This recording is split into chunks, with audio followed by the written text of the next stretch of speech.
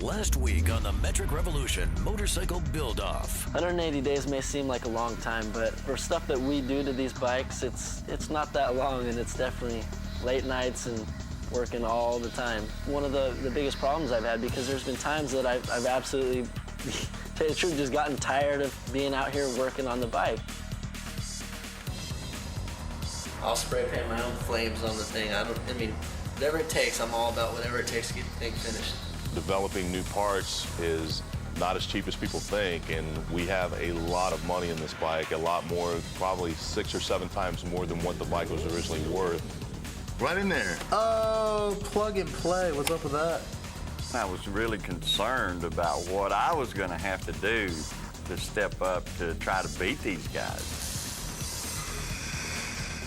And I feel like I have something to bring to the table.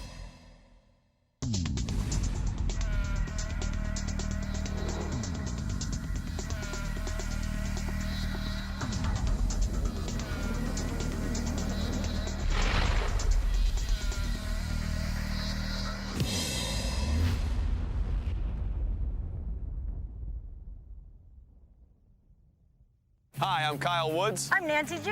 And I'm John Barron, and welcome to the greatest motorcycle build-off in history. A competition unlike any other. Welcome to the Metric Revolution Motorcycle Build-Off.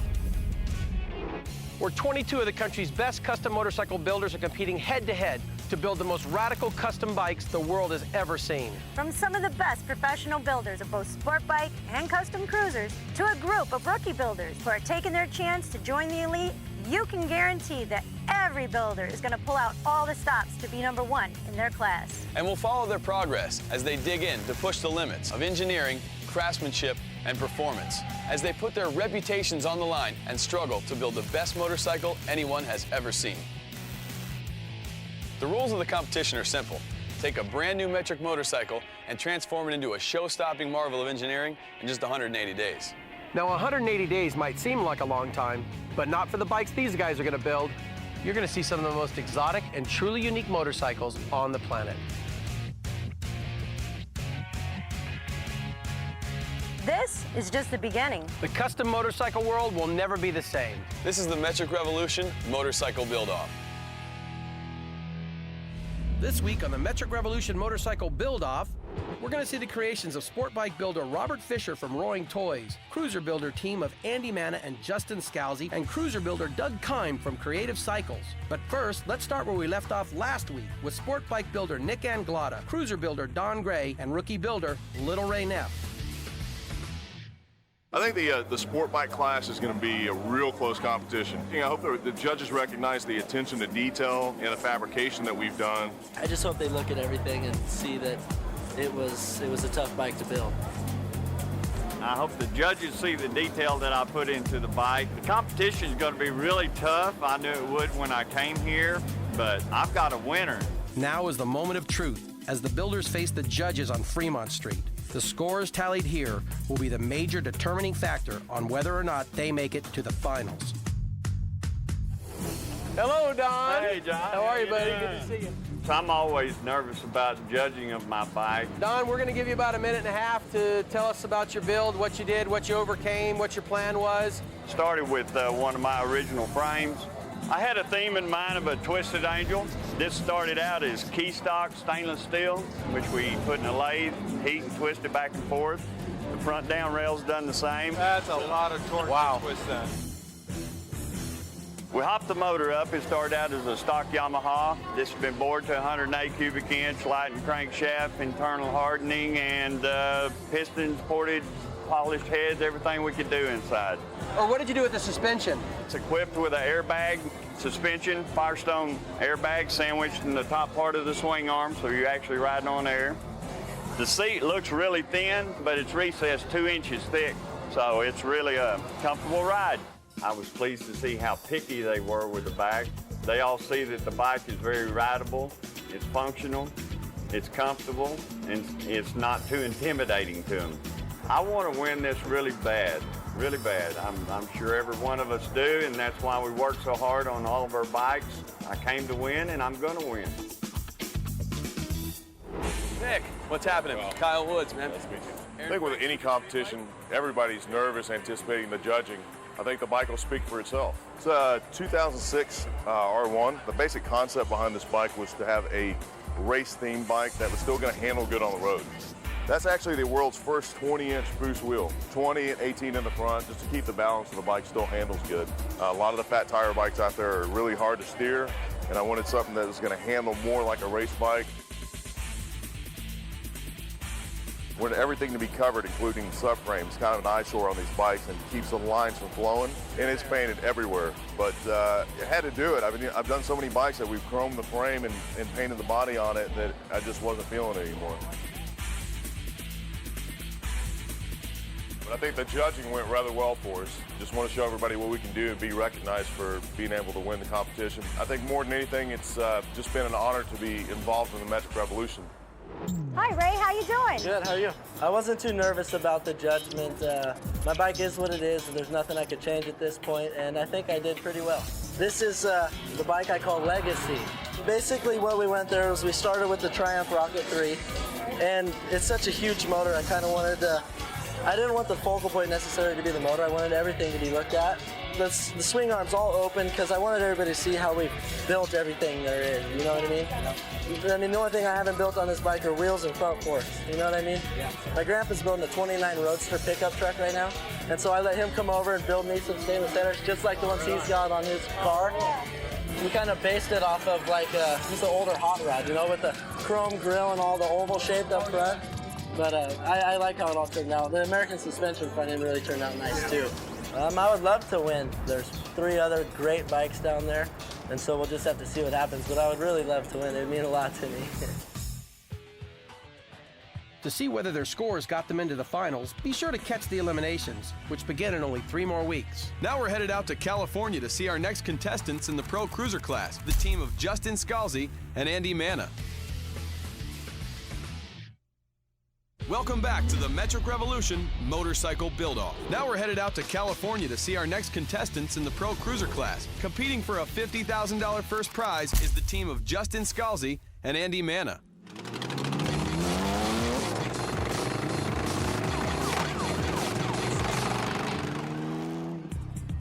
This was really a great outlet for us to use all the different ideas that we have and kind of go all out on a motorcycle. We were really kind of stressed out in the fact that we knew that there was going to be a deadline to this thing. Well, boys. How you doing, John? John Von Schulte from Barron's Custom in San Diego called us, said that he had the bike for us, and we were going to take delivery at his shop. The luck of the draw, boys. He had the bike stored away in one of his warehouses down there, and he walked us over, and it was a great surprise to see. It's 1800. I love it. Seems almost a waste to throw all this stuff in the trash. We're gonna go so far beyond the norm that no one's gonna be able to catch up.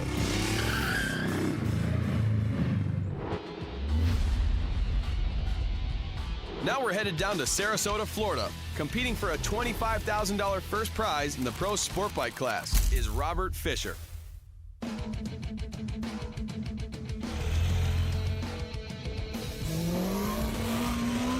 Suzuki of America donated the motorcycle to the competition, and we thank you.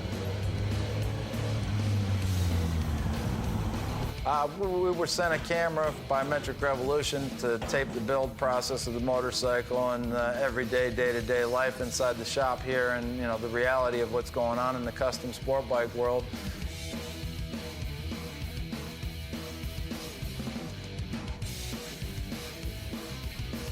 Your whole point of view changes when you start taping everything rather than just working on the motorcycles with the day-to-day grind that we do here. Here's the deal. Are you taking an oil measurement? Is that what you... No, you didn't. Listen. Today I want to talk to you about the way handlebars affect the comfort and looks of your bike. Many riders complain about neck and back pain while riding, which reduces your alertness and control. The main cause of this discomfort is that stock bars require that you lift your shoulders up in order to grip the bars, which causes burning and fatigue in your muscles. To solve that problem, Barron Custom Accessories designed the Star Bar, which actually allows you to grip the bars at a much lower point, allowing the shoulder to relax, thereby increasing comfort and control. The added length in the bars gives you more leverage, which makes it feel like the bike's lost a couple of 100 pounds, making it much easier to control. This improves your enjoyment and expands your rides and allows you to make a few new friends. So improve your comfort, cool up, and customize with attitude with Barron Star Bar. For more information on these and other great products, please go to metrictv.com. I'm John Barron, and this is the Metric Revolution. Now it's up to Wall, New Jersey to check out our next contestant in the Pro Cruiser class. Competing for a $50,000 first prize, Doug Kime.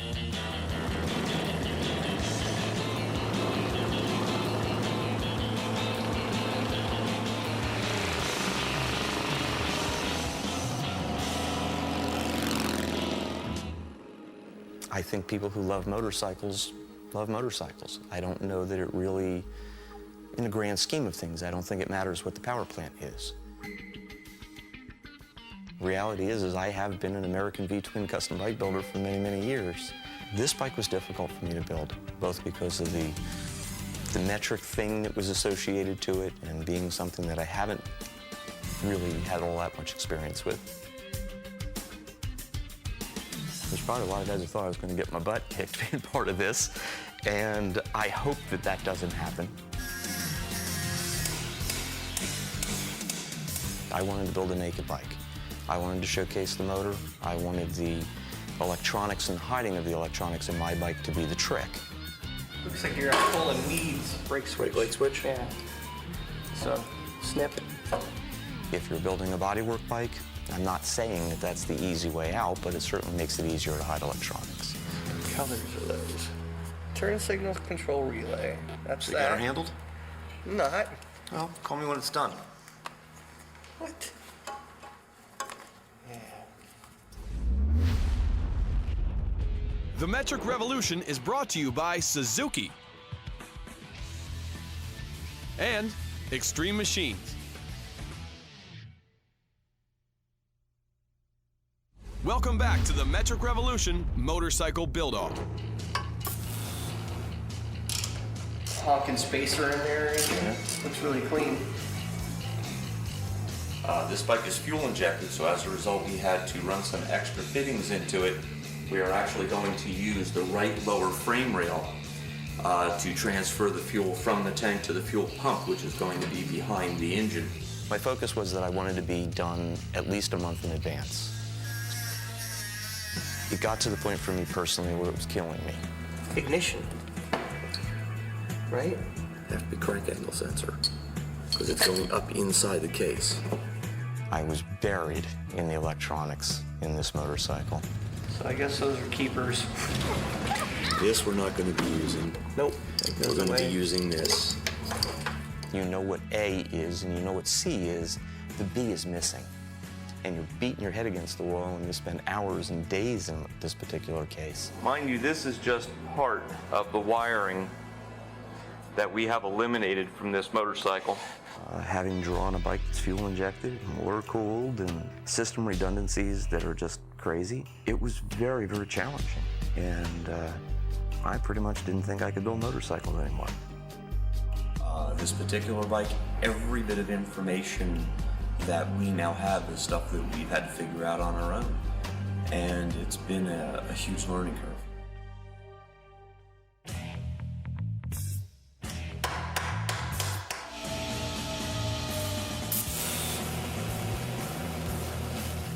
We've got about 6 weeks to go, I think. We're gonna make it.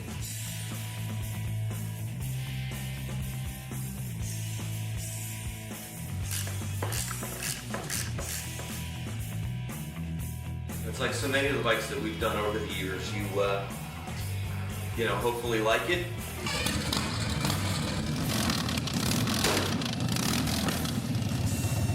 Yeah, baby.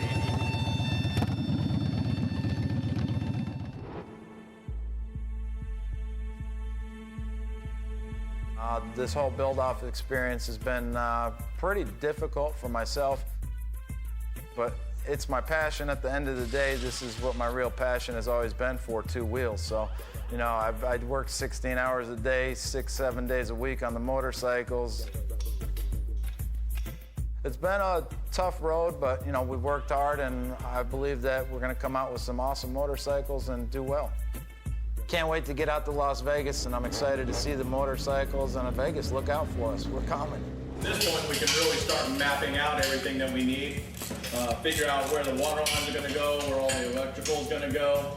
We can get the suspension, rear suspension figured out, maybe hang a seat on them. So we build only a handful of custom bikes a year based on our time here and individual customers and what the project is. Keith did an amazing job fabricating the frame and doing some of the body panels. He built the gas tank for us and the handlebars, and really took what we designed and made it come to life. I mean, the friction drive, the air suspension in front and rear, a lot of detailed stuff on the bike is only possible because of Keith. Okay, so today we took the engine out of the motorcycle and we're going to paint it. We're going to cover up some of the internal parts that we don't want painted. See? There's the motor. Put this on there. The biggest sacrifice that we made was time, and this is a fledgling business and we run it ourselves, so we spend a lot of time here as it is. So to add another project of this size on was the last 4 weeks or 5 weeks, I think we worked 20-hour days every day, including Sunday.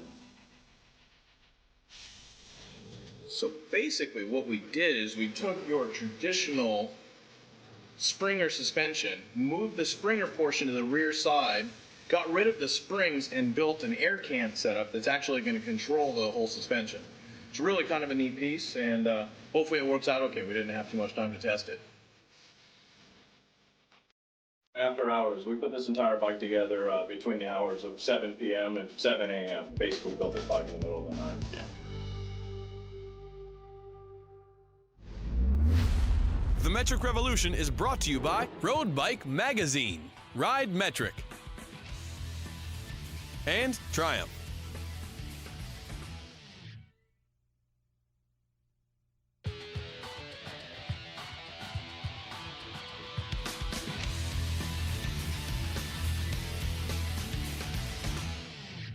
We're back, and the builders are arriving here in Las Vegas, where it's time to see how their bikes stand up to the competition. I heard that the build was going to be completed in Las Vegas. We're pretty excited. It's get out there, show the bike off, and see what other people have done. I think what I'm most excited about for Vegas here is to have that much awesome machinery in one place, making all that noise and racket riding down the strip is going to make your heart pound. I mean, that's what we live for. This project and this build-off in particular has been the most difficult one I've done to date.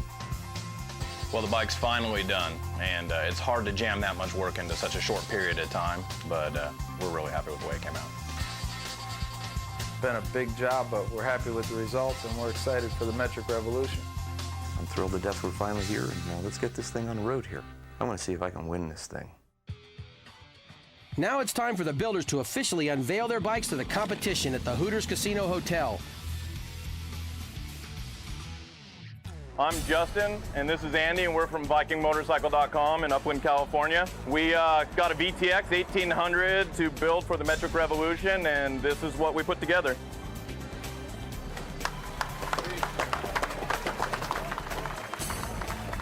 The fuel tank is only half a fuel tank. The electronics are all on the left-hand side. We used an American suspension front end, but we kind of went a little crazy with ours. We cut it in half, turned it upside down and backwards, and added air suspension to it. The radiator is still in the front of the bike here. We've got it hidden in the cowl along with all of the air compressor and all of the pneumatics that we need to make this thing work. We used the IDC dual intake. This is a setup that's available for the VTX. We built a suicide shifter as well as a suicide clutch. We moved the clutch down onto the shifter, which really cleans up the handlebars. We've got an internal throttle here and nothing else on the handlebars. Because the motor spins backwards, we actually built a friction drive system. So we spin the drum backwards, which spins the wheel forward to move the bike forward. And that's about it. Andy and Justin's bike is, I mean, pretty wild. The engineering that went on, you know, to do that friction drive and everything, I was impressed. I think that we're going to hold our own. I think that the engineering aspect of our motorcycle is going to take us to the front. Robert Fisher from Roaring Toys in Sarasota, Florida, and built a 2006 Suzuki GSX-R 1000 for the Metric Revolution build-off. Built this bike. One of the things we like to do when we build our bikes is keep something that's rideable and fun. So we designed a kit to put a big wheel on the front of the sport bike. So it's a bolt-on kit that incorporates triple clamps, some custom hubs, and an axle, so you can actually bolt it onto any sport bike. So you can put it on as a kit, just like the rear ends. 180 tire on the front, and a 17 by 12 rear on the back with the 330. Bike handles a little better with the big tire in the front than it does with the little tire, so it was kind of cool. So we put the Assassin wheels on. They put them on and reverse the spinner, so it gives it kind of a unique look with the spinners with the reverse blade there. It was a tough fit to cram everything in there, but this bike's got a stage 1 turbo in it, it's got a supercharger in it, and it's got nitrous in it. So it makes a lot of power, and it's still real rideable. You know, then we went with the custom paint. It's got an air ride in the back, a bunch of billet machine parts, and you know, that's a wrap. The front wheel is probably not to my taste. I wouldn't go with a wide front wheel, but the innovation behind it and all the work that was done to run a supercharger, a turbo, and nitrous is beyond what anybody else has ever done before. I like my bike. I did my style, what we build. You know, I think that we have a good shot at it, but I mean, there's definitely some bikes that I think that are trickier than mine. I'm Doug Keim from Doug Keim Creative Cycles in Wall, New Jersey. We built this bike called the Rising, and we'll show you what we did. It's a little different.